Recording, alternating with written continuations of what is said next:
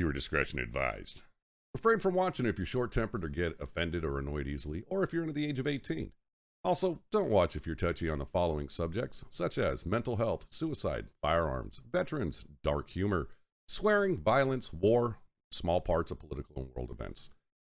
The host, co-hosts, and guests are not professionals, so anything mental or physical health related topics mentioned on Asylum Arms, take with a grain of salt and contact your doctor or therapist for advice or questions on those subjects. Welcome back to episode 32 of Asylum Arms. As usual, we are sponsored by Audible. The app is completely free and can be installed on all smartphone tablets devices. You can listen across devices without losing your spot. And if you can't decide on what you like to listen to, don't worry. You can keep your credits up to 1 year and use them to binge watch whole series and other things if you like. Also, Audible has a lot more than just ebooks. They also have podcasts and other things, comics as well. And also, by you supporting the podcast and using our link that will show up eventually in chat, you can get a 30-day free trial, and it supports the podcast as well. So why the fuck not? It's a win-win situation. Anyways, here's our guest today, Maverick. Maverick, how is your day doing? It's going great. I'm actually off today, so I'm just enjoying hanging out with you guys. That's great. I need to switch up on my shit. Hold on. I had everything else right but Twitch. Yes, we are live. Cool. Just realizing this? Come on now. Hey, shut up. Yes, you are live. I'm aware I'm alive. Oh, you're live. Chat, this is why I will murder him one of these days. Fair enough. Anyways, Maverick, would you like to tell us on what you do in the Air Force? Yeah, sure. So I've been a 1 Charlie 5, which is a tactical control battlefield management ops. I basically do a lot of tactical data link work or a bunch of C2 stuff for the Air Force. Essentially, it's the connection between the aircraft and the C2 system that we have back home. So it's just that kind of connection with like sending text messages and knowing where the location's at, where it is part is like a basically just battle management ops. That's essentially what we do. Nice. Nerds. I can't do that. I can't get the whole term Yes. text message out of fucking the military. Yeah, It just sounds weird. technically what they call it is a J28.2, which is just Oh, I know. just a little yeah that just sends out and stuff. We have it all planned out. It's so fucking. It just sounds so fucking weird to me. It's all nerdy. That's all right. It's all right. And you're currently deployed right now, right? I am, yeah. I'm actually at overseas in UAE area. So which one are you liking better, this deployment or your first deployment? I really enjoyed being on my first deployment a lot better than this one because it was an army fob in the middle of nowhere, and I really enjoyed that perspective more. I like being in the ship more than I liked being on vacation. I guess it was a real deployment. This one's not so much. A little bit of a vacation. Yeah. That's fair. If you don't mind me asking, how long you been in? Did we lose her? I think we did. We'll give it a second, chat, and see if we get it back. Yep. So, Paul, how's your day going? It's been a day. I had traction yesterday at physical therapy, so they, stretched me like I was, fucking bendy straw, and now my back is a little bit angry. Is she in the waiting room? She put in chat that she got dropped. Got her.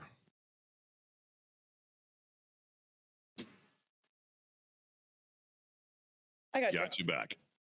There you go. I love that deployment internet. I mean, at least you have internet. Every time I deployed, we didn't even have cell service, so we were kind of fucked. I went on one deployment where I can't give the specifics, but we weren't allowed to use phones. We had no internet, even though the Air Force was literally on a fob above us, and they had internet and satellite, you name it. They had everything. We were bringing in everything for them, helping them out, and we were like, "Can we tap in for a little bit?" And they're like, "No." So then AT&T finally got a hold of our command. They were like, we're going to give you guys like a 3-hour window of free phone calls. We'd already been deployed for 3 months. So that was amazing to do. To all of us, it was the greatest thing ever. 100%. Yeah. Of course, they were like, only people with iPhones will be able to make the phone call. 90% of the battalion had fucking Androids. So there was like 5 people in the entire battalion that had, iPhones, and all of us we're paying money. We're bribing these people. We even threatened to shoot them if they didn't let us use their phones. I mean, we did everything we could. At least make that one phone call home, be like, hey, I'm still alive. I know it's been 3 months since I left, but But whatever. I'm not dead yet, so. Yeah. That's fair. Every time I call my mother from when I was over in Jordan, she would always be like, hey, are you okay? And there'd be like a helicopter going, and I'm like, oh, yeah, we're good. And she's like, okay, well, be safe, honey. And I'm like, yeah, it's all good. Yeah, Really funny. we had Just one the anxiety deployment.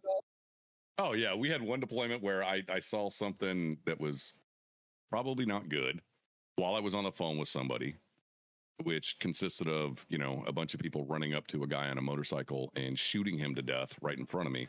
So I'm on the phone, and of course everyone's like, are you okay? I'm like, yeah, no, everything's good. There's gunfire all around me, and I'm just kind of like, nah, so I gotta go. Click. That was my typical Tuesday, Yeah, fuck it, whatever happens. It's okay. We're good. This gunfire's like, yeah, we're good. Don't worry. Okay, so we got a question from a fellow Air Force guy real quick. He wants to know about your beanie. All right. Does it actually say waterboarding is not a crime? Oh, 100%. 100%. Kay, I always talk shit about the Air Force, but right now I'm loving this fucking hat. And he says the same thing. I fucking love her. All right, so we're good. Yeah, Kay was also Air Force. Yes. Oh, yeah. But I mean, they were like biplanes when he was in, so it was like, long fucking time ago. Yeah, I've only been in for about 6. Not that long. Yeah. So let me ask you, what made you want to join the military in general? Not just the Air Force. I know, they say the Air Force is better. They're not, but yeah. Honestly, I was in pre-law school at Regent University in Virginia Beach, and I was trying to become a Navy JAG officer. It's funny enough. No shot. Yeah, I was trying to do that because my dad was Navy for 24 years, and he liked it a lot. He was an operations specialist, and he was like, if you're gonna go enlisted, go Air Force. Do not go Navy. And so I was like, yeah, I'll never join the Air Force. I'll never join the Navy. I'll never do that stuff. And they didn't have Air Force ROTC, which is what I wanted to do down there. And I was looking at my options. I'm like, yeah, college is fucking expensive. Mm-hmm. And my parents were overseas doing whatever they do. So I was like, well, I'm by myself. I'm going to go ahead and just see what my options are. I didn't tell nobody, and I just signed up, and I was like, I think I just want to leave this town. And then I didn't know what the fuck my job was. I'm like, what is C2BMO? What is that? I have no idea. And my crew was like, oh, yeah, I don't know what it is either, but it sounds pretty cool. And so we looked it up on Google, like, together, and we looked at it, and he was like, oh, yeah, that sounds cool. You should definitely do it. I'm like, yeah, fuck it, I'll do it. So the next thing you know, in May, I was out. I was gone. Damn. Okay. Yeah. Okay, so I have to ask. I haven't asked any Air Force person up to date. When I was going through school, we worked with the Air Force. They were fresh out of boot camp. And what is your guys' PT standards? Because I've heard like 15 different things while I was in school, and I wanted to punch the shit out of everybody. Yeah, it's super easy. You could literally run, smoke a cigarette while you're running, like go like off and go do something, smoke a cigarette, and then continue running and still be in like your standard qualifying area. You'd still be fine. And I heard like the you guys do pull-ups, right? No, not in there. Well, they told me you guys did. All right, It's just sit-ups, push-ups, and then run a 1.5 miles. But those are now optional too. So you can either, instead of doing sit-ups, you can do like bicycles or something, I think. And then now instead of doing push-ups, you can do like the ones where you go all the way down and then you come back up and you let your arms go. You can do those now. No shot. Come on. Yeah. So now we're becoming more like the Navy in this kind of aspect. Where your guys' cardio is like going on the bike machine for like however long. Yeah, I mean, when I was getting close to the end of my my time in service, I couldn't run anymore because my legs 80% titanium. So I did the bike, And I actually got a lot of people in trouble because my last PT test, I did the bike one-legged because I was getting ready to have a second surgery, knee replacement on my leg, so I couldn't use it. So, you bike for 12 minutes and, you burn a certain amount of calories, you pass. Well, a lot of people failed the run or failed the bike. And, they were like, well, I just had a bad day. Of course, our command was like, oh, well, we got a guy over here that can't use a fucking leg that passed. So what's your fucking excuse? And I'm like, sorry, guys. Exactly. And so I think I'm that dickhead. I think for females for the Air Force, now I'm older, and the older bracket, now I'm 25 to 30 bracket because they break it up by 5. Yep. So now it's now I only have to do 37 sit-ups, 18 push-ups, and run a mile and a half in 60 minutes. I'm fucking 40, almost 47. I can almost do that. Yeah, exactly. That's why I'm like, why is everyone worried about the PT standards? It's relaxed. In case there is no standard anymore. There is none. Yeah, exactly. Right. Yeah. I see how things have gone. That's fucking crazy. I don't know. It's weird. It's too easy. I've watched a couple of people that, they're like, there's this big Facebook, now he's YouTube or whatever the fuck he is, former Navy guy doing all these PT tests with, like the SEALs and the Marines and this, that, and the other. And I'll admit, I busted up laughing when everyone was writing him going, do the Air Force test. And the guy literally went, all I got to do is wake up and I'm good. I was like, I like this guy. Oh, absolutely. That's like, you just got to show up and sign your name. Right. Hopefully you sign it correctly because I've known a couple of people that fucked that one up. Oh, or even just showing up. Or I didn't know what to do. Jesus Christ. It's only been put out for the last 6 months and get prepared for, what's coming up. Your test. Yeah. Oh, my goodness. Yeah. But no, I forgot. Yeah, common sense is not common. No. I like to call it uncommon sense. Typically, yeah. So I like to call it uncommon sense. At least that's what I did when I worked retail, because there is no common sense in retail, apparently. No shot. You're probably not wrong, though. Yeah, definitely not. I know I'm not wrong. Are you, if you don't mind me asking, are you the only person in your family to join the military?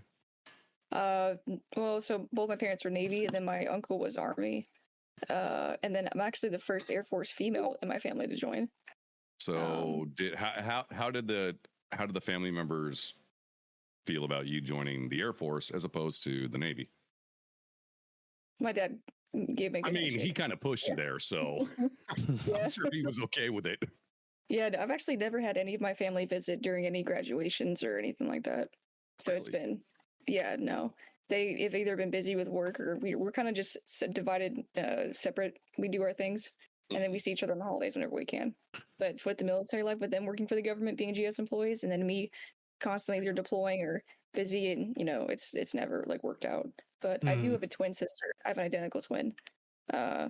She's actually K9 at Langley. No shot. Oh. Mm-hmm.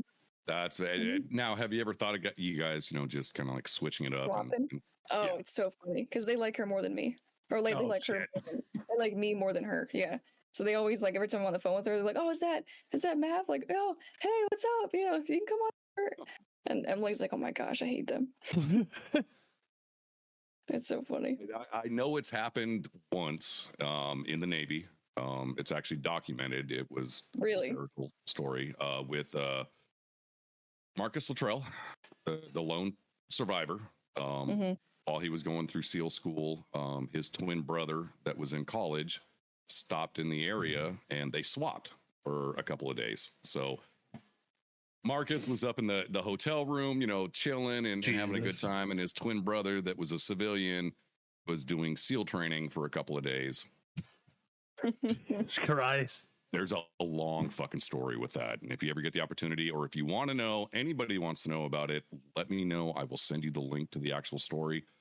It is, I couldn't even do it. I mean, I was a dickhead while I was in the fucking Navy, but I wouldn't even do this bullshit. I'd probably do it for a day to see, like, just to be as like a prank, but I couldn't. They would know instantly. They'd be like, "Why are you so Right. nice? Why are you nice to me? Like, you're not Emily." You're the wrong person. Yeah. Actually, I brought Emily up into the floor and I showed her around everything. And she looked at me and I explained my entire job, everything, and she goes, "Yeah, I ain't gonna fucking get that. I don't care." And I was like, "Okay, cool." She's like, "What's a login? What the fuck?" What do I do with this shit? Yeah. Jesus. Well, she's that makes sense. That's awesome. So We're completely as a different. female in the military, we've talked with a couple of other women in the military, and I know there's a couple of things that a lot of people have to deal with. There's a stereotype, like with the CBs, with us, I'm probably going to offend everybody when I say this, but I'm sorry for it. We had what we called a CB mattress. That was the new girl that showed up in the unit, and everybody was like, "A fucking dogpile this chick," and have fun. Yeah. And unfortunately, it happens in all the branches. It's like that. Yeah. Unfortunately. Yeah. Without going into making you uncomfortable or anything like that, has that type of bullshit ever happened with you? Oh, 100%. Yeah. Okay. My first base I went there was in Aviano, Italy, and this was 5 years ago. And the second I show up, I think I had a fiance at the time, but I showed up and I was like, "Hey, I'm welcome to the unit. This is great. I'm so excited to meet you guys." Stuff like that. And then one tech sergeant pulled me aside and he goes, "Oh yeah, we've already went through your entire Facebook. We already got 3 guys that want to like date you and everything, and we're so excited that you're here. Like, you're probably like the prettiest girl that we have here." And I'm like, "I don't give a shit if you guys think I'm that America's Next Top Model. I don't give a rat's ass about that crap. I'm here to work. Like, I don't care." Jesus Christ. And so it's just very demeaning because people don't think that you actually have a brain. So you have to kind of prove yourself a little bit more, which sucks. But it kind of makes you tough in a way, which we have to stick together in a way about that. Because even my first deployment, I saw my mother this earlier today, actually. Another tech sergeant brought me aside and goes, "Hey, just make sure whenever you go on your deployment, what you wear, like, you don't want to be seen as like provocative or anything. You don't want other guys to like rape you. You need to make sure that you don't say the wrong words. Like, don't laugh too hard about certain things. Make sure that you like dress appropriately and all these different things." I'm like, why am I being briefed about how not to be raped? What I mean? Like, why is why am I getting this brief? Like, why don't you brief these people? The entire fucking unit on the whole thing. Yeah, it was just it was definitely shocking, but it doesn't change. That's crazy. And I hope it does. I really hope it does, because I before I retired, I was in what they would consider senior leadership, and I would literally get called from another unit and this and the other, like, "Hey, you need to talk to blah blah blah." Why? She laughed kind of funny at a joke, and now all the guys, and I'm like, "That's a thing?" Oh yeah. And they were like, "Oh yeah, no, 100%. There's like 5 guys lined up, and they're trying to figure out how to get her to break up with her fiance." And I'm like, "What the fuck? What the fuck just happened?" It's shady, and some of the guys are too scared to even be friends with you because they don't want to offend you, and it sucks because I'm super chill and relaxed. Like, you could probably tell me that I'm stupid or whatever, and I don't care. As long as you don't offend my family, I'm not going to get offended. But on my first deployment, they were too scared to even talk to me because they were like, "Oh, we don't want her to report us if we make a joke about, if she showed up late or something, or if she showed up too early or whatever it was." And I had to like kind of break the ice with them a little bit with that, which kind of sucked in a way. Yeah. Oh, 100%. Yeah. It sucks, which I'm trying to change. I'm trying to change the perspective of that, especially here. I became a victim's advocate, especially in Aviano for a bit, and I'm trying to do that as well here at Barksdale. So we'll see how it goes, but I definitely don't like the fact that that's the thing. So yeah, trying to. Yeah, and I mean, like, not only for women though, but for men too. Yeah, that's true. It does happen. But like the victim advocate, I mean, I didn't do it. I kind of regret it that I didn't. But I had a friend of mine that was a victim advocate, and I mean, some of the things that I would hear, because I mean, all right, sorry, You're not supposed to talk about it. I kind of knew some things that I wasn't supposed to, but it was because, we were a close-knit group and, accusations were being made and it kind of got out. I don't know. Like for me, it would be difficult as fuck to listen to it and not get pissed. And, because you have to be neutral in the entire thing. It sucks. 100%. Crazy. I couldn't imagine being like a shirt or somebody who has to hear all this stuff and then you have to go work with them. Yeah. I couldn't. Yeah. Imagine. I just want to punch them in the throat. You know what I mean? Yeah. Like the restraint that you have to have sucks, which is why it's going to be difficult for me because I'm actually trying to cross train right now. I'm trying to go into OSI, which is kind of like Office of Special Investigations for the Air Force. It's kind of like doing all the investigative work for all that kind of stuff. And so they're going to have to force you to watch like child porn and stuff like that, which sucks. Which I'm going to get pissed off about. Monitors and everything in the fucking room at that point. Oh my God. Yeah. So I'm not looking forward to that, but it's something that I want to do because I want to help. I want to do something. Good. We'll see. Jesus. I'm gonna leave it up to you for a minute, Rex. All right. All right. Do you have any favorite basic training stories? Ooh, I don't think I do. Besides the fact that I was the dorm chief for a bit, and then I got fired because I lost my voice. So I was in charge of like 45 different women, and I lost my voice. Fired for losing your voice? I got fired because I wasn't loud enough. And so she's like, "What happened to your voice? Like, you can't talk for something?" And I was like, "No, I can't talk." And she was just like, "All right, well, you're back to being an element leader. Like, screw you." And I was like, "All right." And besides then, it was fine. Like, it was a normal. I mean, Air Force BMT is kind of like you just don't see your phone for a while. That's about it. And then it's super easy. We've had wait. Okay, time out. You had your phone? No, we didn't have our phone at all.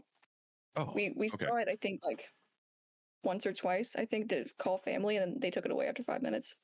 Wow. I didn't even have that. We had to send our fucking phones, like with, when you go through processing, you finally get your uniforms, you take all your civilian clothes and everything, put them in a box, send them home. Our phone went home with us. So we had a payphone. And I was able to, during boot camp, call my house twice. One was the first day we were there. And the second one was, what was it, like a month and a half into basic training? We were allowed to call home to let them know that we possibly are graduating. And then that was it. Were you in during the time in which they had separate female and male boot camps for Navy? No, so... Yeah. Kind of, sort of. I was that transition point where they were going from the males and females only to integrated. Okay. So, yeah, that was fucking interesting. One of my RDCs said something that to this day I will never forget because, of course, you got a ship full of guys, and we're marching next to a ship full of girls. Oh, yeah. So every guy is just like, so our RDC at the time, he calls us all into the room. He was like, "I want you guys to understand something." He's like, "Has any of you ever eaten Arby's?" And everyone's like, "Oh yeah, love Arby's." He was like, "Okay, so roast beef. Now imagine what we do to you guys. And you guys are sweating and you're fucking just dragging ass." And we're like, "Oh my God, he did not say that." Oh yeah, 100%. He goes, "Now think about if you go into that other ship with those females, that is fucking cheddar roast beef hanging out from underneath because they haven't showered in like 5 days." And everyone's just like, "Oh." Jesus Christ. Oh, just instant. Nope, don't look at you. Oh yeah, no. It took me like 3.5 years before I would even go to Arby's to fucking order anything after that. I was like, no, hell no. And then the first time I ordered, a cheddar beef, and I opened the wrapper, and I'm like, I'm not even fucking hungry anymore because the only thing I wanted to do was go find that YN1 and beat the holy fuck out of him because it ruined fucking everything for me for a while. I forget which guest it was, but we had a past guest that was allowed to use their phone during basic training. I don't get that. I forget which guest that was. I believe he was Army, though.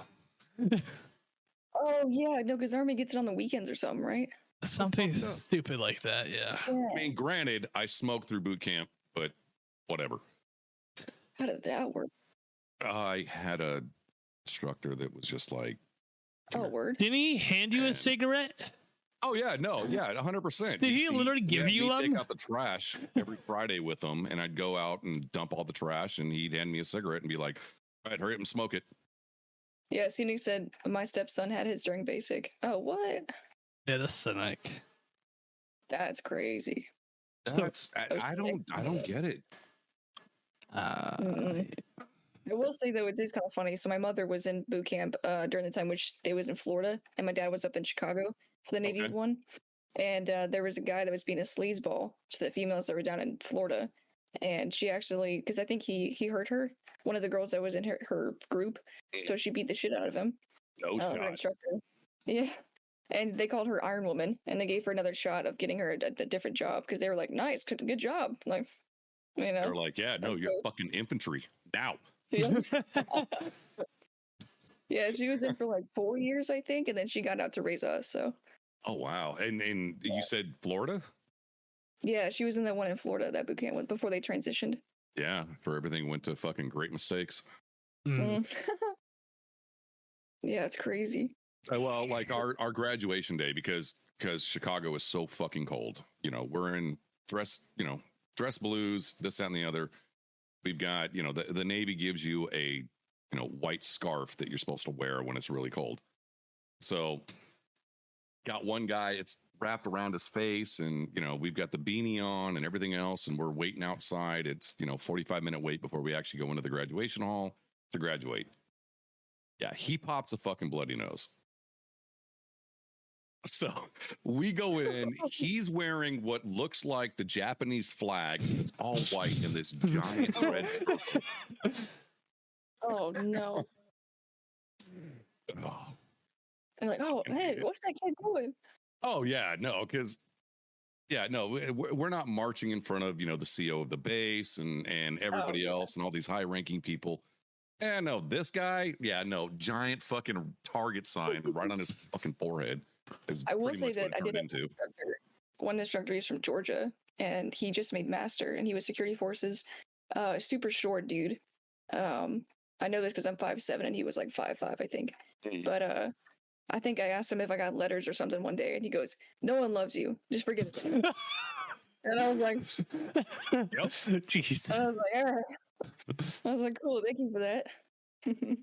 Yeah, that same instructor that I had that was talking about the Arby's roast beef, fucking hate him. This dude. This motherfucker.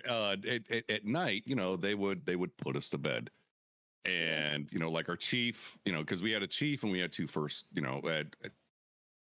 had two E6s and then our chief. Yeah. So the chief would talk his shit and go out, and then the E6s would be there. The guy that used to give me cigarettes, he was former Army Special Forces, really cool guy.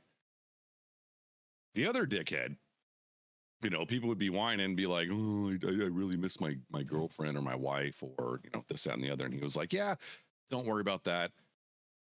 I'm not going to be here for a couple of days. I'm going to your house and I'm going to go fuck your girlfriend or your wife, and I'll see you later." And he'd leave and he'd be gone for like 24 hours. So like people in this ship would be like, "Do you think he's at my house fucking my girlfriend?" And I'm literally sitting there going, "Are y'all this stupid?" Like, he doesn't know. Okay. I mean, I went in late. I went in at 32 years old. So I already lived.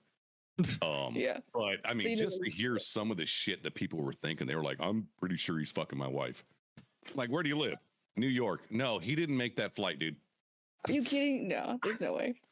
These dumbasses. It's so fucking stupid. You can't travel across country in less than 24 hours easily. No, 100% you can. I mean, true. Yeah, True. You hop on a mill flight, you can be out of the fucking out of the state to somewhere else in less than fucking 10 hours. Okay, true. That's true. But would he waste the effort to do that? Okay. It's up to you for a second. I got to take care of something in chat. Oh yeah, please do. Anyways, So you've been deployed to 2 places. Where was your first deployment? Because I know you said it was middle of nowhere.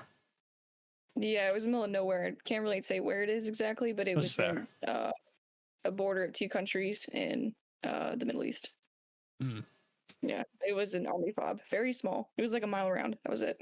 And then, Didn't see any. I didn't drive a car. Didn't see any other people besides army and other refugees. Didn't see anything for a long time. And then when I got back, I went to see my parents. I went to a mall and I had a freak out. I couldn't handle the amount of people The that I crowd. saw. I did not like it. It freaked me out.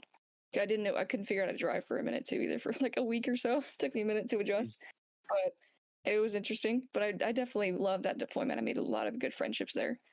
A lot of people stood up for me, especially being the only female on the base. It was awesome. Oof. Yeah, there was a lot of people that were. So we had Jorsoff that was there, and we also had a few other people that worked for the base that were Jordanian, I guess. They were workers there, but if you complained about something, they would fire them and then beat them. So you couldn't really complain unless it was like that big of a deal. So I was complaining about this guy who was leaving like notes and stuff and would follow me around on base, and I got kind of creeped out. So I was like, I'm gonna beat the fuck out of this dude if he doesn't leave me alone. And my boss was like, you can't really complain about him because he'll lose his job. And I was like, well, I don't want that to happen, but I want it to stop. So we just had us walk together. That was it. So I just walked with a guy for like about a month or so until he left. But it was definitely interesting handling that different culture. Like some people don't know that whenever the guys deploy, especially the Jordanian people, and it's gonna get awkward, sorry, but they have one guy that's their guy. You know what I mean? yeah. Like men are for pleasure, women are for procreating. So I didn't know that. And so when I went there, there was this one pretty dude that was the DFAC, and I was like, I'm confused. And they're like, they explained it to me, and I was like, oh. And so I was super nice to him. I was like, oh, I hope like you're okay. Like, you know, I was trying to take care of him, and everyone's like, no, like either he chose it or like it just happened that you can't, you know, there's nothing you can do about it. So I was like, okay, well.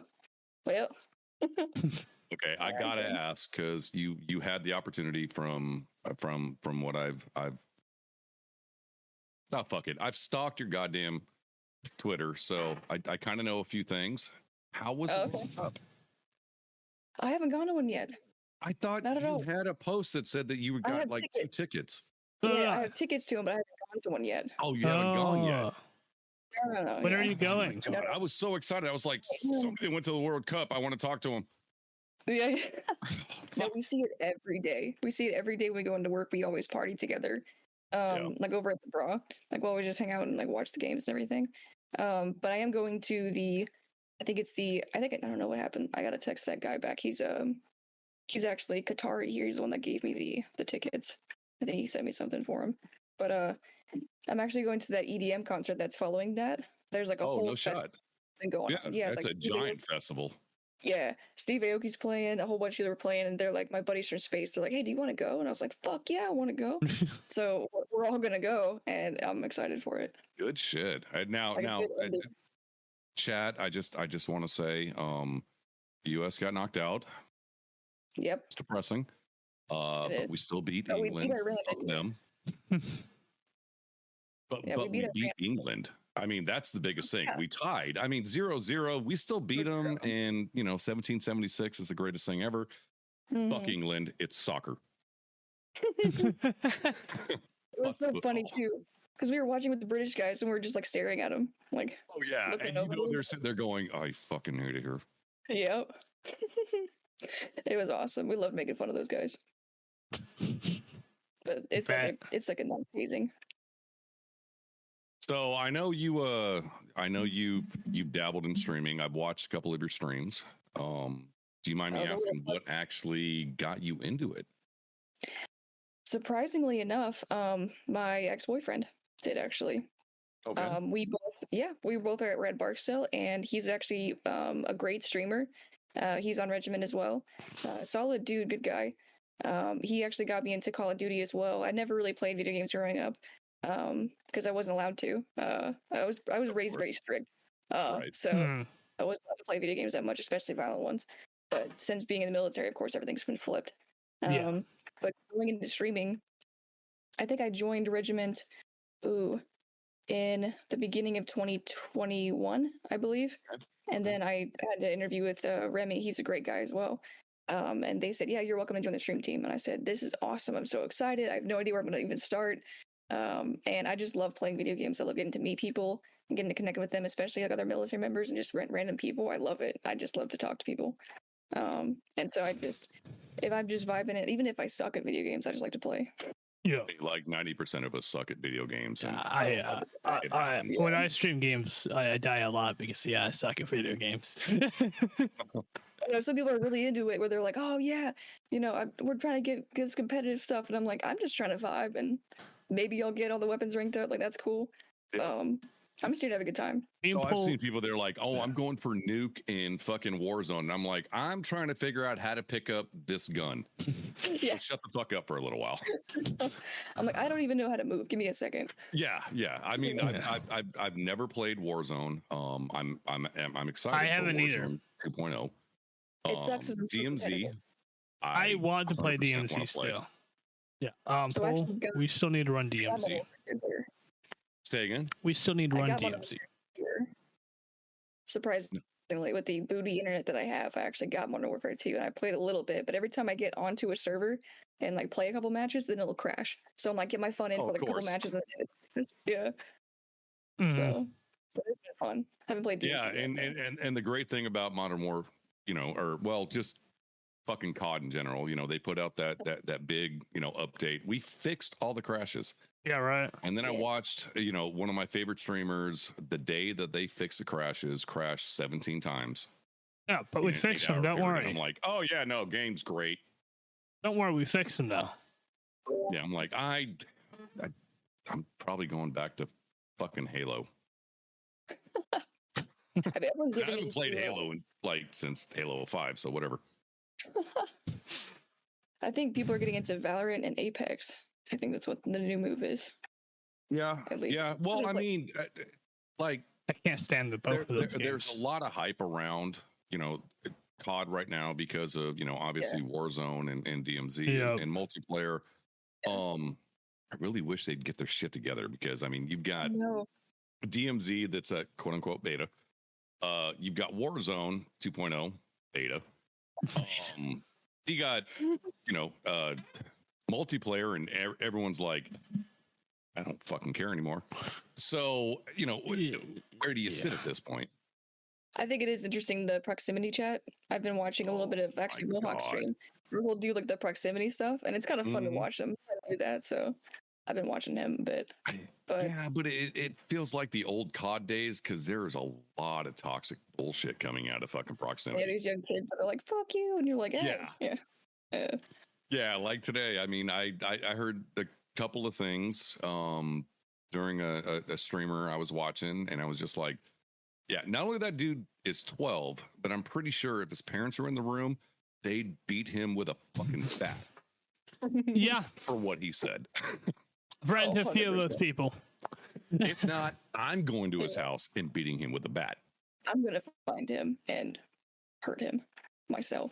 People like everything to do that. Online. Play a sock. Now you're not wrong. 100%. You're not wrong. Not at all. True. Tarkov proxy not talks just because people shoot before they even talking it. Okay, so no, I disagree. Proximity chat in Tarkov has been a godsend. It has been a godsend, but no one really. From what I haven't talked to anyone on prox chat because you get shot at before. Oh, I got in a full fucking argument with fucking Amethyst during a match, and at the end of it, you ran by each other. She was like, "Love you." I was like, "Yeah, fuck off," and I just kept going. Because I knew who her partner was. I was watching fucking Dr. Lupo's stream when he died. So it's like Amethyst, Dr. Lupo. Yeah, no, I'm just have a good day, and I'm just gonna keep fucking running. That's fair. Oh yeah. Dead Sea cannot shoot anyways, bro. Come on. What range? What distance? What caliber? Let's go. Fine. You can't shoot in games. IRL. Oh yeah, no, 100% IRL. In video game, I can't shoot for shit. Oh, dude, I swear. It's actually been pretty cool in this deployment. There was speaking of video games and all that stuff, since Regiments partnered with G Fuel, they sent me a care package for the JPRC. It was really cool. So we got a whole bunch of stuff for them, and of course I got made fun of because I'm the only girl that plays Call of Duty in my unit. So they were like, "Oh, is there G Fuel stuff? Is this your video game stuff?" And I'm like, "Fuck yeah, it is! It's free shit, and it's awesome, and I love this company." And so they do these little your lithos whenever you leave. They do like an official one, and then they do like your meme one. So they're going to, I'm pretty sure 90% of the time they're going to put something about COD. 100%. Oh yeah, yeah. It's going to happen. I guarantee it. Something or that about G Fuel, something like that.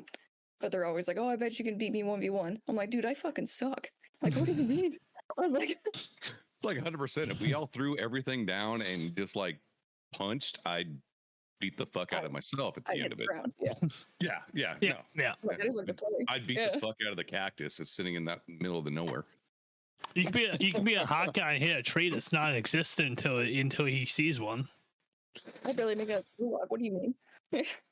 Popularity is just too big with COD. Well, so like with Modern Warfare 2's, like, look, y'all got to fix your fucking bullshit because you made $1 billion off of this game.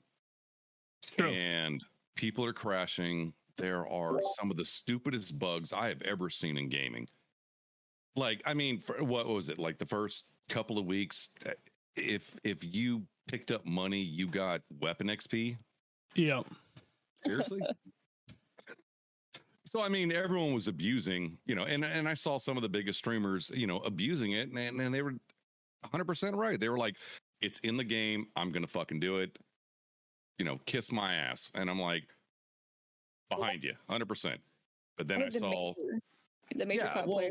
I saw the crashes and I'm like, I can't play this game. And I love, okay. So I hate COD. I was a big Halo player. So COD was like, taboo, this and the other. But he enjoyed Vanguard. I found Vanguard. And I watched my friends play it and I'm like, 100% I want to play this game. And I did, loved it. And then Modern Warfare came out and I'm like, I don't have a fucking idea what this game is. And I played the beta and I was like, yeah, no, it's pretty cool. But now watching all the bullshit, I'm like, I don't even want to fucking play. I mean, yeah, Vanguard, I like Vanguard so far, my favorite COD, just because on how fast paced it is. I like the fast pace of Vanguard. But then they changed it back to normal because a lot of people didn't like the fast pace.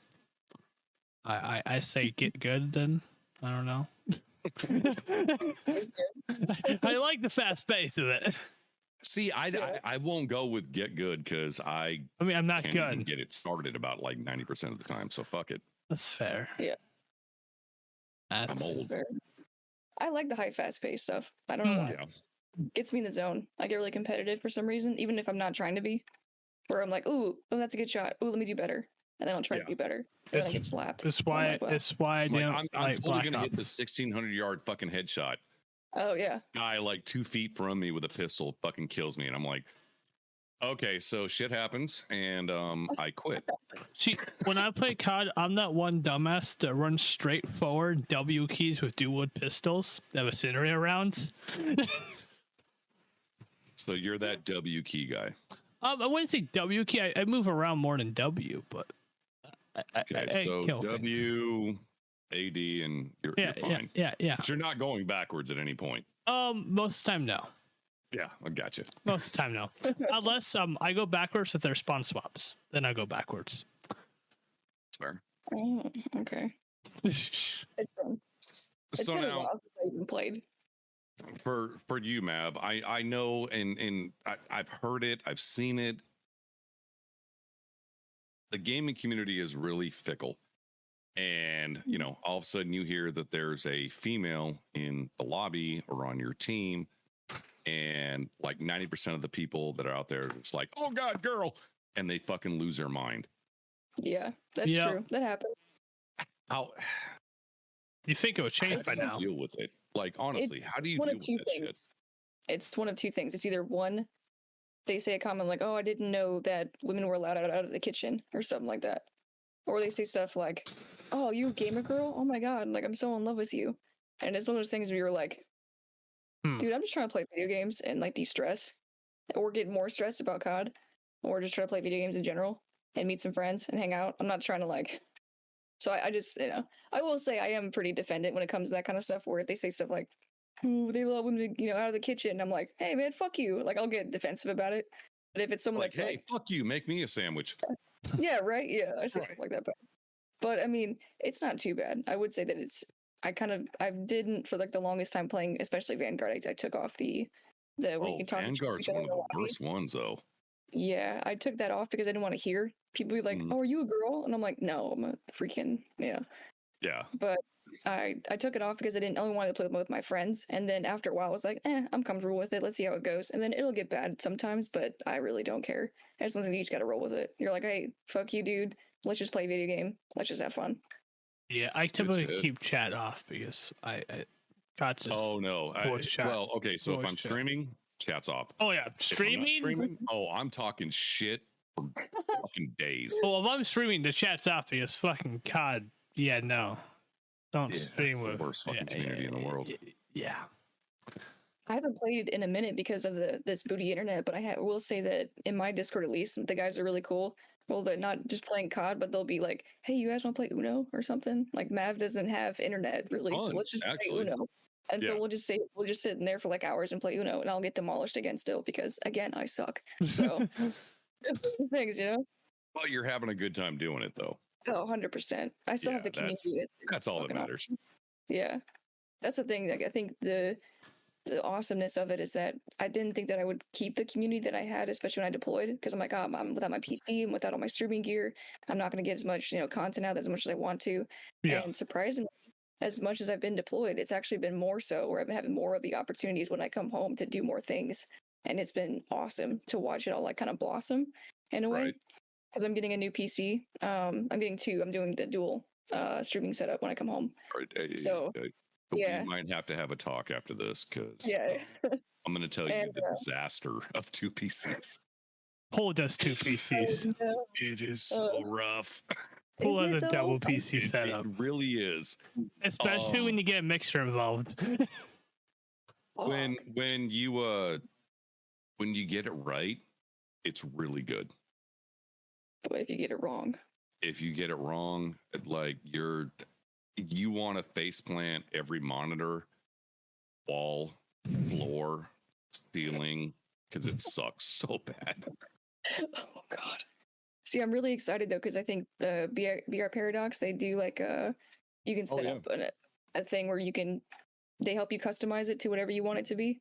So I'm definitely gonna take advantage of that and be like, "Yo, help me out here because I have no idea what I'm doing." Yeah, optimize everything right here, Optimize right all now. my I need it. Yeah. I will pay you money. Just do it, please. Well, okay. So I noticed you were trying to set everything up. You got a new mic, mixer, this, that, and the other. I will tell you, I have the same mixer. In a dual PC setup, it is very simple to fuck it up really quickly. Oh, I know. I've read the reviews and everything. Yeah, it's one of the things where I'm like, I know it's going to be shitty setting it all up and figuring it out, but I'm ready for it because I spent 5 months. If you need help, reach out. I will be more than glad to tell you, yeah, this fucking sucks. Yeah.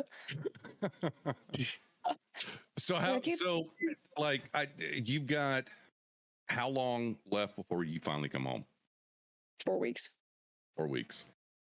Not bad. That's actually pretty good. Yeah. Right after the holidays and everything, I get to come home. They could pull. That's amazing, actually. They could pull what Pool's squad with Pool's deployment did a few times. No, fuck my deployments and fuck my units. They would always tell Pool, all right, we got you going home soon. A few weeks later, no, you're not. No, they would say the entire battalion is going home. You're on late party. Fuck. So 500 motherfuckers would go home, and 2 of us would be left back behind. And Well, it's just me for my unit. I'm not main body. I was fucking a nobody. I was like an E3 with an E8. And they're like, you have to stay. And I'm like, fucking hate everybody right now. It's at this point now where my leadership is like, I wonder if I injure myself, if I can go home early. Oh, 1,000%. I thought about pulling a bayonet out and just stabbing my leg and pulling a platoon and be like, no, I'm fucked. But then again, I'm like, everyone's like, oh, I fucking hate guitar. And I'm like, dude, you're on vacation here. Like, this is nothing. 1,000% that's a vacation. I'm like, dude, I get a room to myself and there's free food and out in Doha is awesome. And the ice cream guy gives you a fucking cone and then goes to put ice cream on it and you still have a cone and it's really fucked up. Yeah. I mean, yeah, that too. And I mean, even the people. I was there for like 12 hours and we did the same thing. We ran because we'd seen the videos. I'm like, oh no, I'm getting ice cream. Like, oh, fuck yeah. Fucking easy day. And, he was like, oh, here's your cone. I'm like, all right, cool. And I stuck it out there, and like for the next 12 minutes, I wanted to kill this motherfucker. And I was looking at my friends, and they're like, "We can kill him. I've got a knife." And I'm like, "No, 100%. Give me your bayonet. I'm fucking killing this guy because I look like an idiot." They've done so much on this base to make it bougie, which is interesting. And they build freaking fast because we pay the country money, so whenever we leave we give it to them. So right. Of course it's just investing, I guess, at this point. So all the stuff that we have that we think is cool, they're all going to get anyway. So but it's really interesting because they're building like new defects and new like pool areas and the new gym and the whole thing. And so there's like 2 different gyms, like 4 different defects, and everyone's like, oh, this place sucks. I'm like, dude, it's not that bad. At least you're not worried about getting fucking Club Med. Right? Shut the fuck up and take it. Yeah, like I was, oh my God. When I came home from my first deployment, they were talking about one of my guys that I was out with there with. He actually ended up having stomach cancer and passing away because of that. Oh, I'm sorry. Because of whatever he ate over there. And so we were spreading awareness like, hey, just so you know, go get checked. And I'm like, oh, great. That's awesome. I was like, I thought it was that one falafel could be your last. I'm sorry. Could be your one. Yeah. Yeah, even this. And so I was like, oh, geez. But I will say the food is interesting here. It is a bit different. It's typical overseas deployment. It's a lot of lamb. If I remember right. I don't know what this is, and it says it's bacon, but we're guessing that it's bacon. No, 100% not bacon. Yeah, not bacon. No, not at all. Not in any sense anybody would have. They're like, oh yeah, here's the bacon. I'm like, this is weird. I'm like, bacon crinkles up, and this one's like flat, and it's not turkey bacon, and it doesn't taste like bacon. And I'm like, is it a cat? Is it a camel? I don't know. So I'm just gonna eat it. We'll see what happens. I mean, but I'll be honest, camel burgers are kind of good, actually. Yeah, they are. With no star on it, but anyway. So, Maverick, what's your favorite thing about the culture over there? Ooh, the culture? Ooh. Favorite thing about the culture? How nice the people are. It's weird how nice they are. Because the state, the country itself is just so involved in, especially with the World Cup and with the safety, like their guidelines for everything is so strict. Like you cannot, there's no alcohol at all in the city besides the resorts, besides the hotels. That it's 100% still a helicopter and fucking leave. Yeah. And it's so safe in the city that even the Ubers are just fantastic. Everyone's so nice and so sweet. They genuinely want to know more. Like they actually like Americans, the ones at least I've experienced. Some people say that they haven't experienced the same thing, but I guess maybe it's because I'm just a female. No idea. But they're nice. Even the culture itself is kind of interesting. So I've been kind of diving into what they believe in and what they don't, and just kind of like, okay. So they don't like tattoos, but I mean, they're. I mean, you're sleeved up, so they're they can get the fuck over it at this point. Yeah, they can. I think I think they just get kind of scared at some points. It's just weird. I went to go get gold actually, because gold is super cheap over here. You could sell it for like so much back in the States. So I'm investing. What you pay. Yep. And so I got 2 gold things over there, and they were like making me a part of their family. They fed me. I met their mom, their cousin, their uncle, whatever. And they were like, yeah, here's a free bracelet, like a free gold bracelet, you can have it. And Oh they're yeah, like, here's some free gold. yeah. And I'm just like, oh, okay, cool. And they're like, yes, I actually have to go see I have to go see Muhammad next Saturday, so I have to go get something from him. So that's kind of cool. That's So awesome. it just things, yeah. So things are just great here. So I have a weirdly weird connection over here. I had a buddy of mine that went overseas to Bahrain, and he was just like, what do I do over here? And I was like, how long are you stationed? He was like, year and a half, unaccompanied. And I was like, oh, perfect. I'm like, what do you have in your bank account?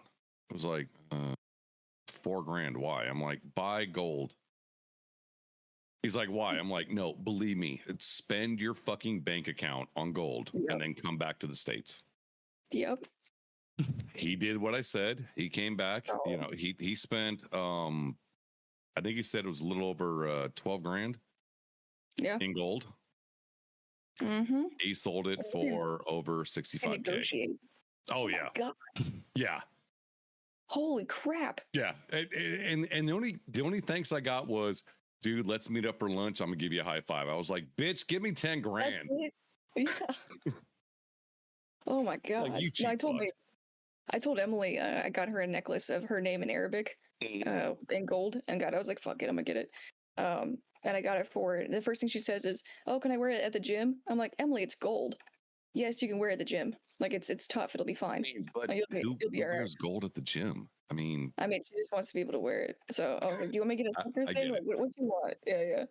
And she was just like, oh yeah, it's fine. And I'm like, if you don't want it, you could sell it. I don't care. I just wanted to get you something. And she was like, oh, I appreciate it. And I told my mom, and she was like, why didn't you get me anything? And I was like, you guys are you're in Italy. Like, you're fine. Yeah, I mean, no, like, you're right there.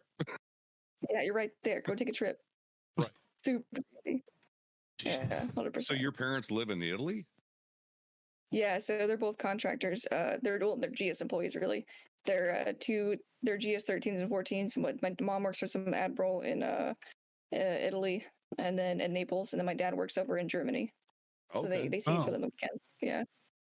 They were not like that growing up for us. Yeah. No, growing up we were broke, so this was very different for me. Yeah. Yeah. Mm-hmm. This is not how I grew up. So. All right, so I got to go grab something real quick. Rex, I am going to authorize you. Authorize me? That's no, 100%. We've talked about this. I'm going to authorize you to ask the one question. Well, it's going to be asked either way. Oh, I know, but just like 5 minutes. Go fuck off. Go ahead. All right, what is your favorite and least favorite MRE? Favorite and least favorite. Ooh, this is the question? Yes. Okay. This is going to be controversial. Either it's a good or bad. I haven't had MRE since 20. As long as your favorite is not the one that everyone hates, you're good. Honestly, my favorite's the brisket one. Okay, you're in the clear. If you could eat it, you can eat it cold or hot. You know what I mean? Mm-hmm. If you said veggie omelet, people would murder you. No, that's the worst one. Okay, good. We're on the same wavelength. No. People would have murdered you if you said your favorite. Oh my God. So we know your least favorite is veggie omelet then. Oh yeah. Oh my God, I wanted to vomit. We have one of my friends. He's not human because he says it's his favorite, but he wasn't military, so. Are his taste buds gone? Like, is he just, don't exist? Knowing ice, most likely. Right, Paul? You asked the question, didn't you? I did. Beef stew is my favorite. Oh, beef stew is lit. I love beef stew. I did. Beef stew is pretty good. Yeah. What's your least favorite? She said veggie. Yeah.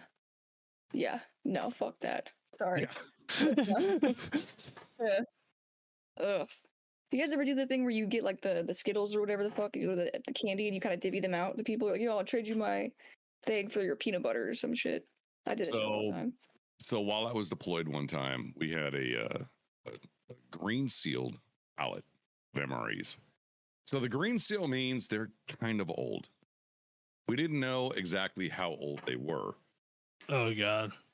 Come to find out, this was Vietnam era MREs that we were being fed for 3 months before the new stack came in, and actually the army came in and saved our asses.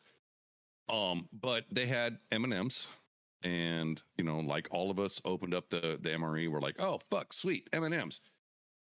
Till we opened the M&Ms and they were powder because everything was so fucking old. And then we opened up the beef stew, or the beef, which, I mean, I've eaten jerky that's, you know, closer to beef than what the fuck we were having at that point. Senek in chat knows all about it. That was his time. The green cell was when he was deployed. Asman, go Army. Look, Saturday, go fuck yourself because the Navy's going to beat you again. So, you know, whatever. Yeah, I will say go Navy, beat Army. Yeah, go Navy, beat Army. You know, of course, again, you guys won once in 12 years. So, suck a dick.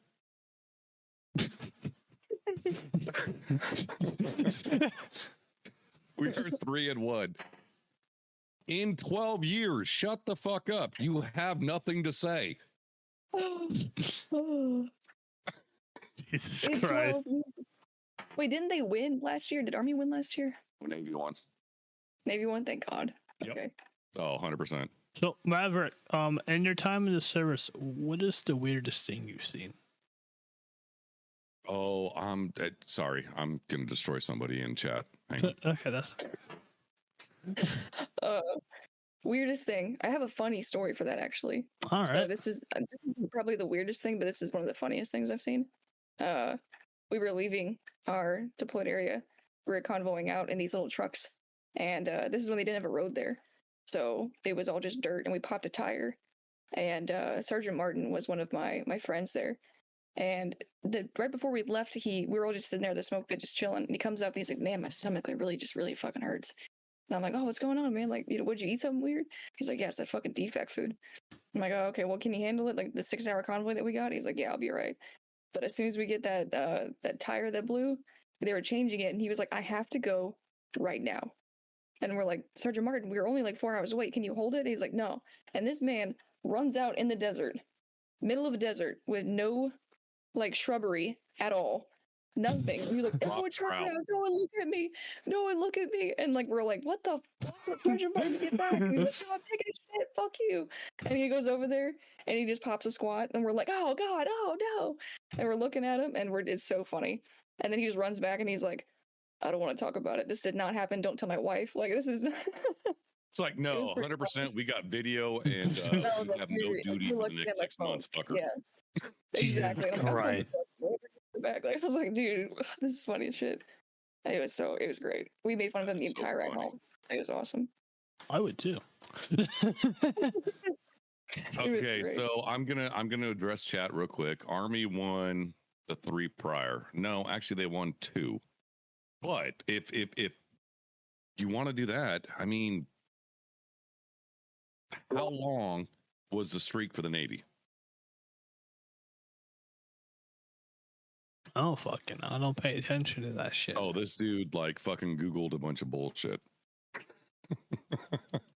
Oh my. Just posted since 2015. Navy has the better record. I hate to tell you that. And not only that, but we have the better uniform. I mean, y'all look like a bag of fucking dicks. I mean, like this year, okay, so you might have something up on us because like we went with like NASA theme. Nobody gives a fuck. Navy has the most wins. Yeah, so we sang our song more than you. I'm sorry. Sucks the most dicks. Look, dude, I mean, if you're jealous, just say that. We have sub guys. I mean, like 50 people go down in a sub, 25 couples come up. It fucking happens. I'm sorry. Jesus Christ. Meanwhile, Mav's like, so I've heard this all before. Yes, 100%. My dad had a like my dad heard all this bullshit before. Oh, all of it. Everyone's like, "Is your dad gay because he's Navy?" I'm like, "No, how do you think I got here?" Even okay, so you're gonna throw even Marines or the men's department. No, there are little bitches. because even when the Marines are in trouble, the first people they call are the fucking Seabees. So shut the fuck up. My dad always said the Marines were bullet sponges, so don't do it. But I 100%. I respect the Marines. Yeah, I love my Marines. I love them to death. I was deployed with them many a times, and the first thing that would happen when we hit the ground, they'd look over at us and go, "So about that beer garden," and we were like, "Roger that, got you." Yeah, Cynic, he was Army back in Desert Storm. No, he was Oh, Army cool. back in fucking 300. I'm just saying what war the guy served in. I am too. I've seen the movie. Jesus Christ. Yeah, my So dad. as a oh, I'm sorry. Go ahead. No, yeah, you're fine. My dad was on the Cole in 01, I think. Oh, Back then. shot. Yeah, he doesn't like to talk about it a lot, so I probably Mm. shouldn't broadcast it. But I mean, yeah, he was on that. He doesn't talk about it a lot. So growing up with him was interesting as far as like PTSD is concerned. The USS Cole is still to this day, well, at least when I went through boot camp, and I think it's still the same thing. Battle stations, which is like the final night for graduation or whatever. It's all based on what happened to the Cole. So anybody that goes to the Navy kind of gets an idea of what happened that night, or well, Yeah. at that point in time. So Yeah, even like dropping a pan or loud noises or anything to do with closed space. He hates it. He freaks out. So he's got back problems. He can't sleep at night sometimes. So he's got all the meds. that's fucking crazy. Yeah. He's a solid dude though. He's like my fucking hero.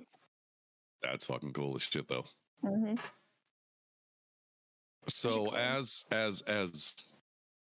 I hate to bring gender into it, and I apologize. As a woman in the military and as someone who is breaking into content creation, as a female, because they both have the same stigmatism to them. What kind of advice would you give to somebody else that's trying to do or trying to emulate something that you're doing right now? Ooh, that's a great question. I think don't take a lot of the things that people say personally. A lot of people will try to give you advice that's their version of their advice, or they'll try to be too hard on you, or they'll say some shit to you that's going to be hurtful. But don't let that stop you from doing the things that you want to do and that you love doing. Like if it's your hobby and it's something that you like to do and you want to represent that, go for it. Just have pure intentions. That's my only advice. If you're going to do something you want to game. Like do your thing. But just don't let other people stop you from doing something that you love. That's my only advice, especially since the stigmatism against, maybe not against, but the normal hate that people always have with females, especially even the one in the military, or even just gaming in itself. Like I'm a very confrontational person, so if there's a problem, I like to address it, which probably isn't the most healthy thing to do. But I mean, if someone's talking crap, it's probably the proper thing to do, though. I like to do it because I'm the kind of person that's like, you got some shit you gotta say, you better fucking say it, because that's just the way that I am. Right. We'll address it privately. We'll talk about it. If we can't resolve it, we just won't talk. But if we can't figure it out personally, then see ya. It's one of those things. So as long as you do things in the most respectful way and just take it with a grain of salt, you'll be all right. Well said. Yeah, I like it. Yeah. You said it better than I could say it. Do you mind me dipping into kind of like a personal question? Sure. In the military? Okay, so I know not firsthand, but because I was senior leadership in this, that, and the other, how difficult is it to be able to try to socialize, try to date, this, that, and the other inside the military and not have it affect your everyday job? You mean just trying to date in the military with the amount of men that are in there, or just to keep to yourself in a way of just in general? I mean, whether it's somebody in the service with you, or you're trying to do it private, and you know, does it actually interfere with your day to day anything? I think I've dated military and I've dated civilian while I've been in, and I think I don't know what it is. I think it maybe just because I've grown up in the military, but I find it super easy to get along with people that are already in than the civilian side. Um, as far as being in the military and handling it, it's definitely hard to get along with people that aren't in the military, especially when you make jokes that are really sad and depressing, and they don't take it that way. And it's funny to They'll be like, us, "Oh, but freaking top fridge," and they're like, "What? Are you okay?" And you're like, "I'm right. just fucking with you." You know, like it's one of those things where it's like I'm not serious. But as far as dating, I will say I've never dated anybody in my career field. I never will, never have. Yeah. And that's something that I'm very adamant against because if you break up with them, you're gonna see them again. Yeah. You know what I mean? Right. And everyone says that, if you don't get divorced or, have a bunch of kids or whatever it is and you separate in the military, not doing it right. But I've never been married in the military thus far. I got to knock on wood. But I mean, it's one of those things where the fuck out of that wall. yeah, right. But I've actually had a decent experience with especially with my ex. He was a hydraulics mechanic that introduced me to streaming. So I had a great experience with him. We dated. We just didn't work out, but we're both very respectful of each other and respected that way. But I will say that there are a lot of douchey men in the military that don't take it to heart. That will get in the weeds and will be like, I would agree. I have not dated any of them, so fuck off, and chat. some people, Shut up. yeah, some people in the military, especially if you go, like, say you go to work, like sometimes I went to work in Aviano all the time. They're like, "Oh, are you dating anybody? Like, do I know him?" And I'm like, "Yeah, I'm dating this guy over at this squadron." And he's like, "Oh, why didn't you date anybody in this squadron?" I'm like, "Because fuck y'all. Honestly, Yes, I like, work with you genuinely. fuckers, and I know you. Yes, I know Right. you. I don't want to see you every day. Like, I don't want you to know me personally. Like, I love you guys, but fuck you guys. You know what I mean? I don't Yeah. want to be a part of that. Sure.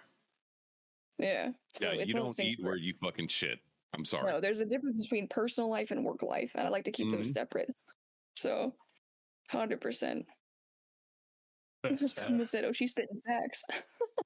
Oh, we got somebody saying, which branch do you prefer? Do I prefer? Ooh.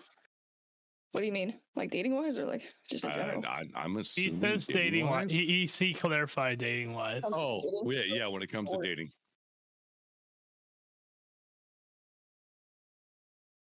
Okay, on episode 2 of this one. Honestly, Air Force, I'd have to say. I'm sorry, but most of the Army guys I've met are when it comes to dating, you're fucked. You have no chance. Get over when it comes to dating, at least in my experience, 9 times out of 10, I've met infantry men that are just bags of crap. Not gonna lie. Oh, that's what I've done. Those are fucking shitbags. Yes. I've never obviously dated Space Force because they're so new. And are they even real? They're not real. I mean, they're called Guardians. I want to I've been a huge fan of Destiny since it first came out. I can't take the branch seriously when they're like, "I'm a Guardian." I'm like, "I'm a fucking Titan." Shit. And I work with a space guy. He's like right on the other side of me, and he's super funny because I'm like, "Hey man, what are you protecting? Like space? You fighting off astronauts? Like what you doing?" And he's like, "And what did ET do today?" Yeah, right. He's like, "No, we protect the satellites." I'm like, "That's it? Like you're gonna fly up there and just figure it out?" He's like, "No, like we're gonna actually that's what we do." I'm like, "No, we got mechanics. They get like in a rocket, fly up into space, and fucking fix a satellite." I'm like, "Yeah, CBs do that like for fun." Yeah. Oh man, I love it. Oh, good Lord, I don't know. So the Marines are a little too hardcore. Army, really dumb. Like stupid dumb. Yeah, I met a dude. Navy's interesting. It depends on which side. I mean, if you go blue side, whatever. I don't even deal with them. Green side, okay, so we got SEALs, we got CBs, we've got Expeditionary Force, this, that, and the other. We're kind of cool. Not really. We do things. Then we got Air Force, and I'm like, I really want to love you guys, but I have deployed with Red Horse, and y'all fuckers piss me off. I will say I've been rescued by PJs, so I was like, oh no, guys are really cool. And then next deployment, Red Horse, and I'm like, Fuck. Walk. So Paul has a love-hate relationship with Air Force. Oh, 100% I do.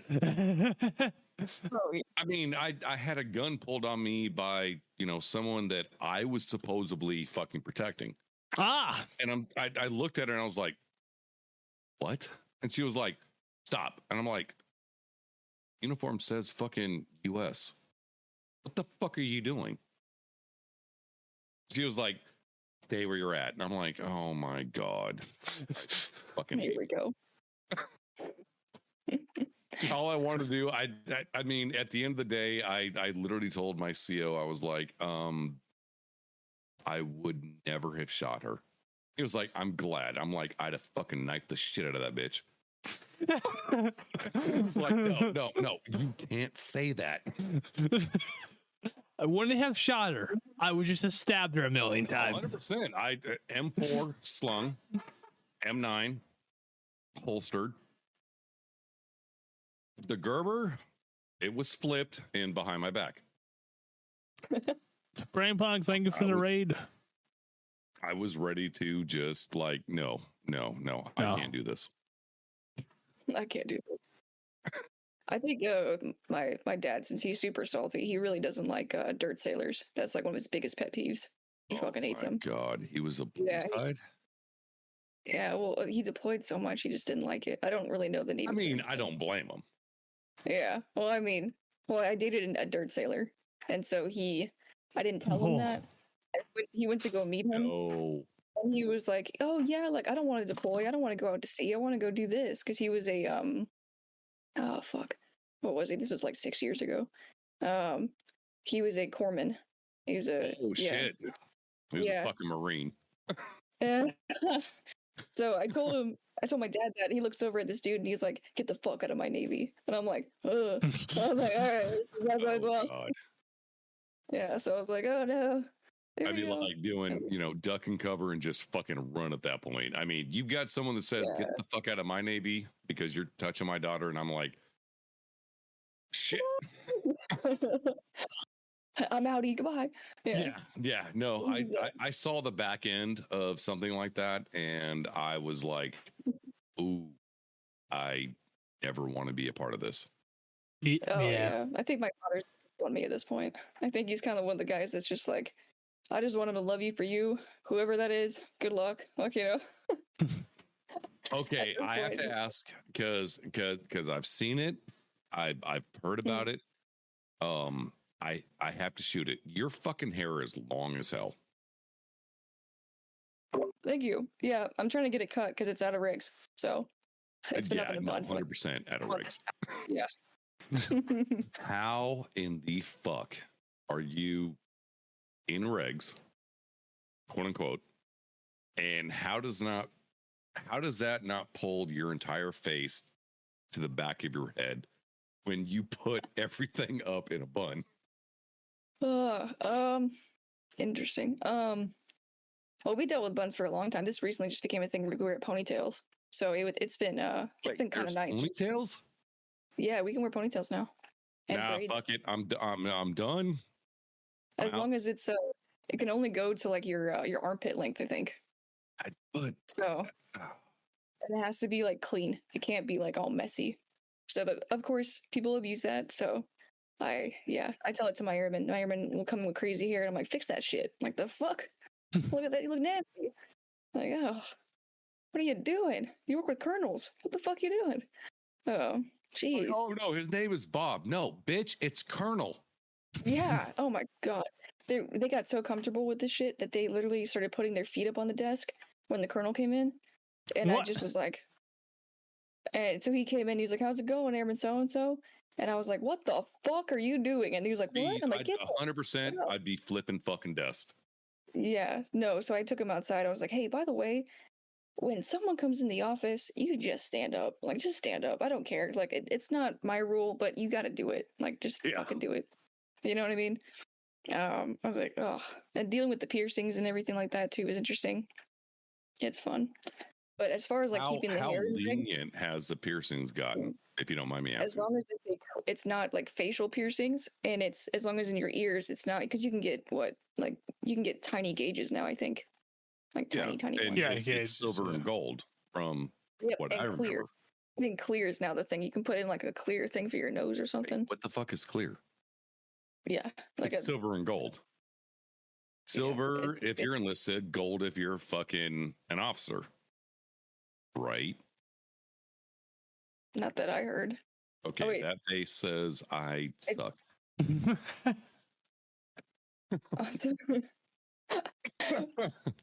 I think it's silver, gold, and now it's clear. So it's like that clear, that clear shit that goes in your face. Like they do that shit. Clear shit. What the fuck's this clear shit?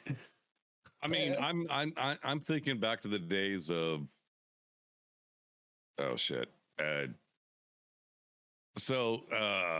had a guy that had a really big thing, and his favorite drill was during inspection, he'd whip it out and put it in the pocket of the guy in front of him.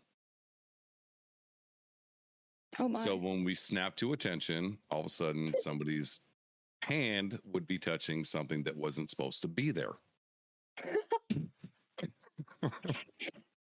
You want to talk about a flip out in front of the entire command. Oh, and no. of course our CO, you know, after a couple of years of this was like, yeah, no, this is like every Friday. Oh God. I couldn't even imagine getting a text message from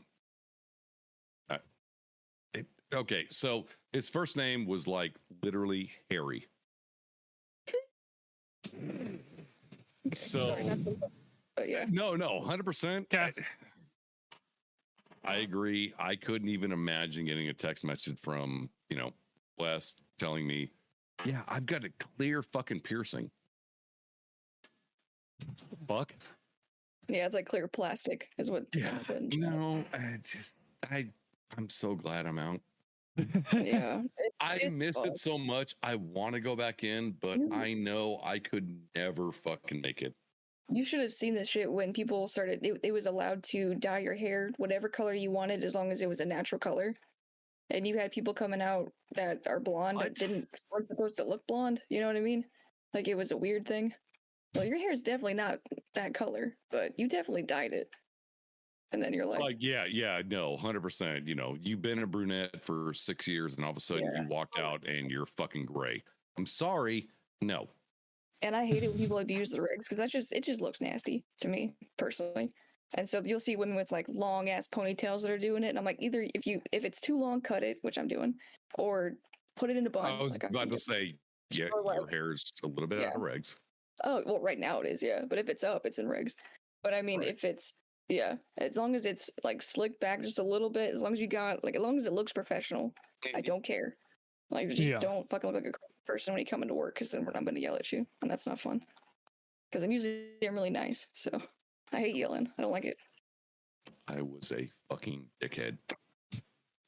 You're still a dickhead. I even had a couple situations where, like, the CO was telling an officer, "You need to go see EO1, blah blah blah," and they would look at the CO and go, "No, 100%, I'm not talking to him." And the CO would be like, "No, you really need to." And they'd walk in my office, they're like, "So I want to make it clear, I outrank you." And I'm like, "Not in this office. I'm sorry." And I would castrate the holy fuck out of everybody that came in that office. I'm surprised I've never gotten any paperwork in my life, which is probably just because I don't know how, but God saved me. Because I have a smart mouth. And I say what comes to I'm getting better though. Like, as I'm getting up in ranks, the more I'm like, I get quiet about things, and then I just go handle it on my own. No, 100%. Just like accept everything and just be like, I don't care anymore. I definitely will. It makes it so much fun. Anymore. Yeah. The fucks are not there anymore for certain. Like, about a lot of different stuff doesn't matter anymore. You know what I mean? Where it's like, oh, you should volunteer with so and so, and I'm like, nah. Like, I'm gonna volunteer with things that I actually give a fuck about. Mm. That's fair. Yeah, I had a warrant officer. Love him to death. He's like one of my best friends. He retired. We both retired. This that, and the other. But we used to do Mondays, meetings, and Yeah. because I couldn't tell him, go fuck yourself, or anything else like that. I got a coffee cup, had, have a nice day on the front of it. When I tipped it, it had the middle finger on the bottom. So I would show up in the meeting and he would just be like, go through everybody. He was just like, so EO1, what do you have to say? And I would fucking tip that cup and he'd just start busting up laughing. He was just like, I want to punch the shit out of you, but I love you. And I was like, oh, so we can't tell anybody. I have one at work that says someone cares. Like someone cares about you, not me, but somebody does. Oh yeah, 100%. Yeah. I have that one and I walk around with it and people are just like, hey, I like your mug. I'm like, thanks. Appreciate it. Yeah, I made the mistake. I got called into a meeting with the commanding officer of the base. And I had that coffee cup.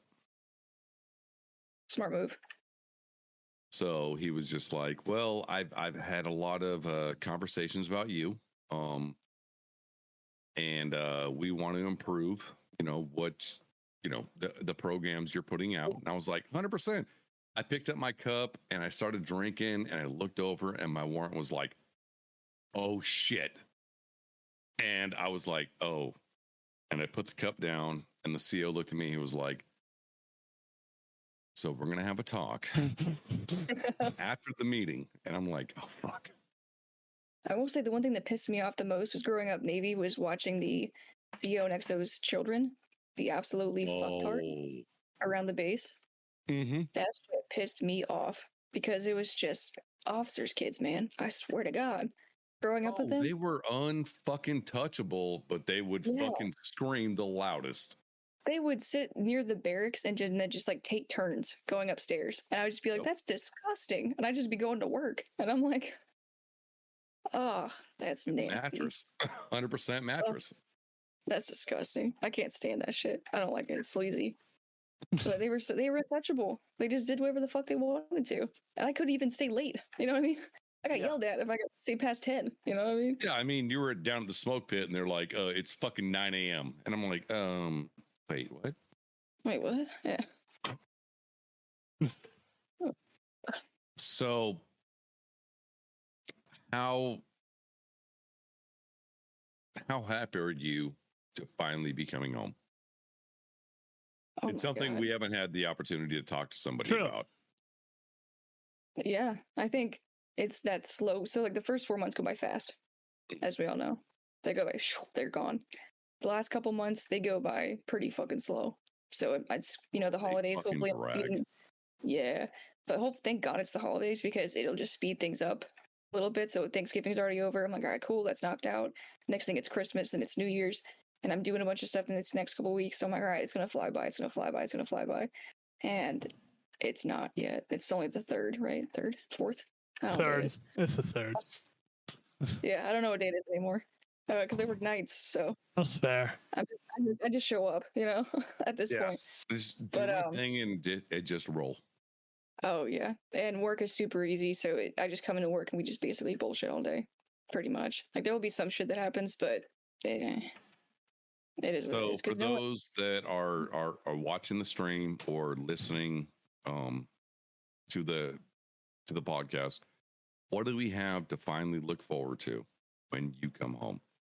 Are you kicking the doors open and just like 100% sending it? Or what are we doing? Like when I come home? Oh, yeah. I'm coming home and I'm going out that weekend and I'm having fun with my friends that I haven't seen in a long time. And I'm finally gonna, oh my God, it's gonna be great. I finally got my own place so I had to put all my shit in storage. Congratulations. Yeah. Thank you. So I have my own game room now. That's fun. When you come home, when can they expect you to start streaming again? Right away? I'm assuming mid-January is when I'll be back. Officially. Doing all the streaming. I'm actually going to start a schedule.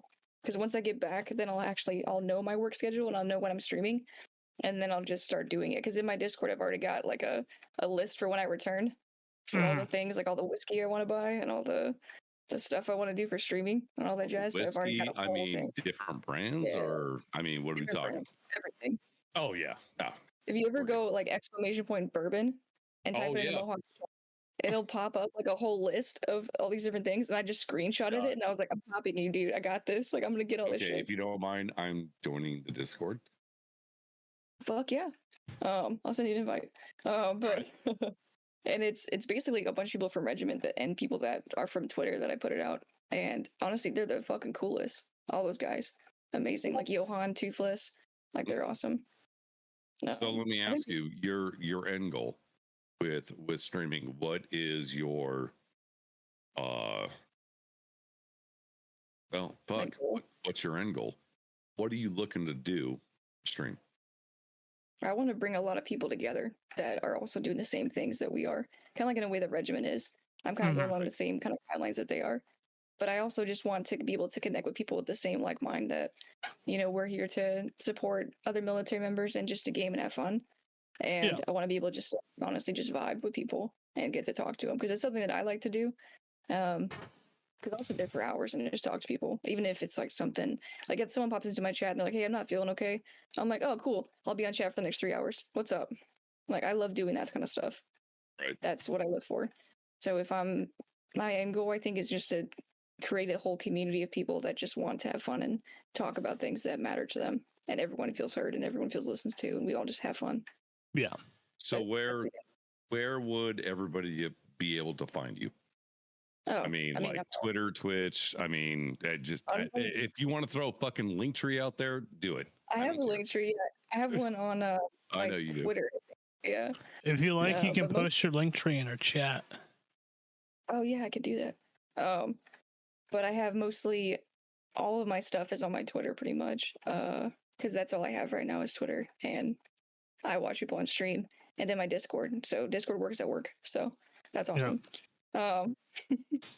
But it's one of those things that I really just enjoy gaming. I think it's really fun, and meeting new people is like icing on the top. It's perfect. Absolutely love it. I'll tell you what, I want one time, because I suck, but when you get back, if I can request a one-time run on Modern Warfare, or you're 100% gonna fucking destroy me. Probably revive me like 7 times, but whatever. I'll join you in that. Yeah, let's. But I'm good with it. I'll join you in that. I'll die a lot too. Yeah, 100%. I'm gonna hear he's on the left side. I'm gonna run right, and I'm gonna die to the guy on the right. Yeah. And after I die, I'm like, I don't know what happened. I don't know. Something happened. Yeah. Like, wait, go back. Be like, no, it's AI. It's like an entire team of like fucking 4, and I'm like, no, 100%, it's bots. All right, you tell me that, Paul. This gives me flashbacks to us playing Tarkov. Just saying. Yeah, because you fucking die every time. Shut up. Shut up. I extract when I know where it is. I have nothing else to say. You know one map. Shut up. I know more than one map. I know 2 maps, maybe 3. I know half of the third. You know one map. I know 2 maps. Shut the fuck up. Like, I've got Shoreline and everything else is. I have Shoreline. I know majority of customs, and I know most reserves. So Shoreline reserves. I can 100% disagree with you on customs because I said I was going old gas. Like half of customs. You ran to fucking. I don't need. I think you ran like halfway across the map, someplace else. So I ran and made it to Big Red, and that's the wrong way. That's not even close to fucking exactly. As I said, I know like half of customs. I was like, so Mav, I was in a gunfight with 3 people. I'm like, I'm at Old Gas. He was like, okay, I'm on my way. So I'm in a gunfight with 3 people. The end of the gunfight, I'm like, I'm good. He was like, I'm at Big Red. I'm like, That's on the entirely different side of the map. And he goes, what? I'm just sitting there. I'm like, I fucking hate it here. So fun part was he was like, oh no, just come to me. We're good. I crossed the map and I went over the other side of what they would call railroad, and I got shot and died. And he goes, oops. I shot him. Like, I fucking hate it. And then I got killed by a scat boss. Yeah, and he got killed. Oh my god. So karma. Okay. And I deleted the game, and Tarkov is no longer on my PC. So fuck it. Hey, you're gonna come back for next wipe? Next wipe, post like a streets. No, I have deleted COD multiple times from my desktop. I would rather stick all 5 monitors up my ass than come back for fucking streets. Fair. That's valid. I mean, It really is. Considering streets been the biggest painful Tarkov. for a minute, and then you just kind of get used to it. So, whatever. Yeah, it's good. Tarkov, you never get used to it. Yeah, that's fair. Someone said I've to got see a that. Kuma pool play Tarky with me. It's going to be off stream and PG 21.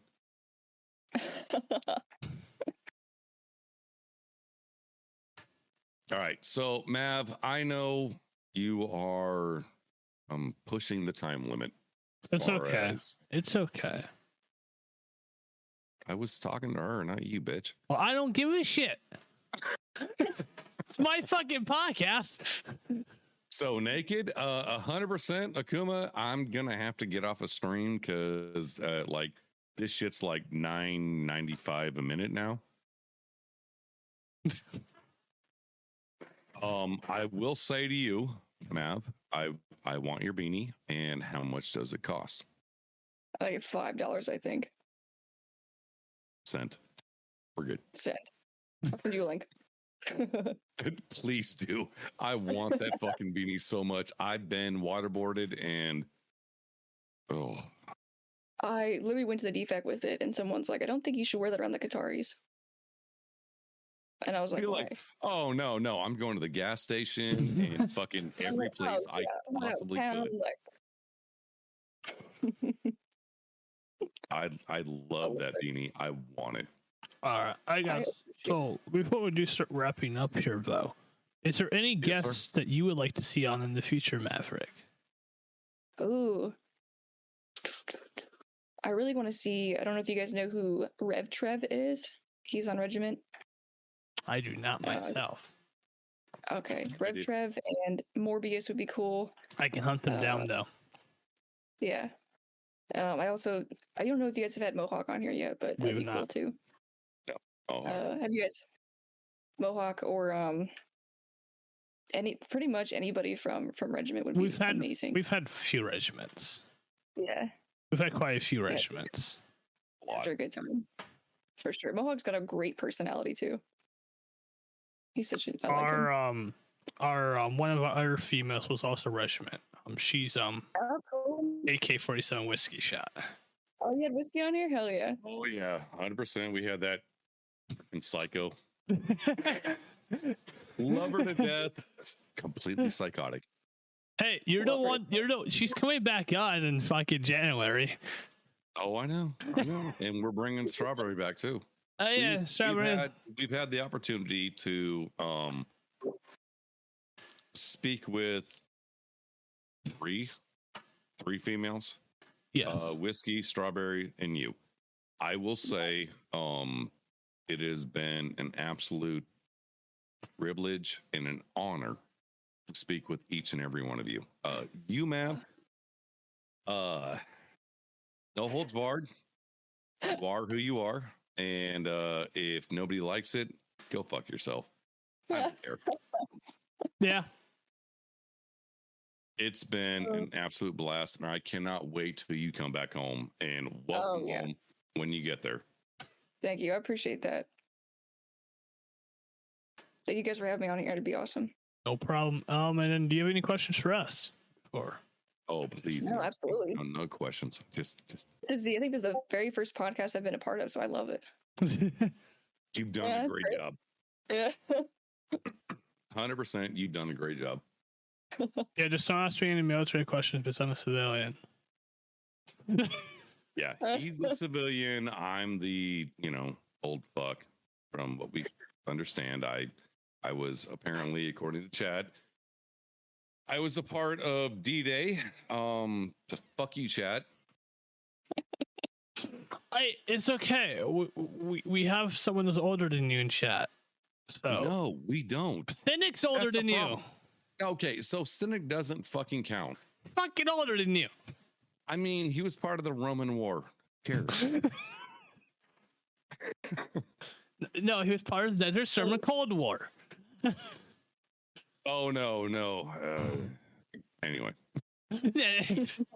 Mav, I would say I've had an absolute ball, and thank you so much for taking your time. I know it's late, so I'm gonna step out. Sounds good. It's early. It's fine. Enjoy and hit me up with a link to that beanie because I 1000% have gone through it and I want one. But say it's like 5 a.m. for you right now, isn't it? We're getting close to 5 a.m. No, it's 8 p.m. Shut up, bitch. I meant for her. You didn't say anything. I know it's 8 p.m. for you, but it's 8 p.m. for me. Yeah, it's 5 a.m. over here. Get some rest. I know you have to, start dealing with bullshit. Yeah. Fuck. Get a haircut, by the way. Yeah. I'm gonna find something to rate out. All right. I'll find something to rate out into. Sounds good. Hey, you have a good night. You as well. All right, bye. Bye. All right, stream it is literally just me. This is the first. So yeah, we're gonna rate out this. Yeah. Who the fuck's live? All right, we're gonna rate into ex-military man. Why the fuck not?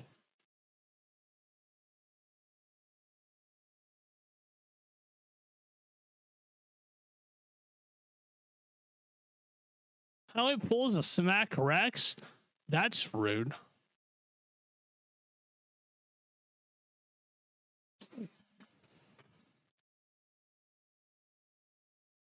See how it is.